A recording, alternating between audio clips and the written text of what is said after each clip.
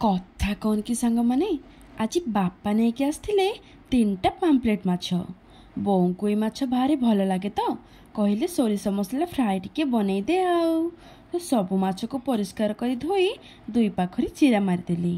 प्रथमे माछ उपरे अल्प टिके सोरिष तेल स्वाद अनुଯାयी लुण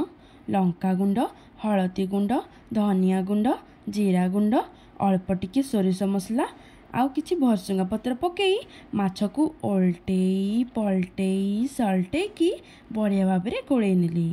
आउ ता ऊपर चिपिड़ी आनली फाळे लेंबू एबे माछ को देली आउ टिके गोलई आउ 15 मिनिट पाई छाड़देली मैरिनेट हवा पाई।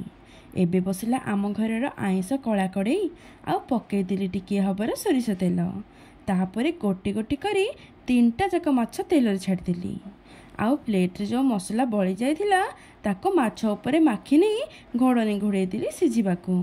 आउ एठी हमर माछर गोटे पाख सिझिकी पूरा रेडी आउ ताकू ओल्टेई पलटेई सल्टेई सारिबा परे पूरा पाम्पलेट माछ भी हमर रेडी हे गला। किंतु सत्य कथा कहबी सांग माने एई माछरे कंटा नाही बोली सिना एते रेट किंतु माछर टेस्ट बिल्कुल भी नाही। एई माछटा छोट पिला मानक पई बेस्ट काहेकि ना बिल्कुल भी कंटा हाबड़ीबनी हेले याठू बेस्ट माछ होची राजारानी माछ जो थी कि बेसी कंटा नहीं आउ बढ़िया टेस्ट भी।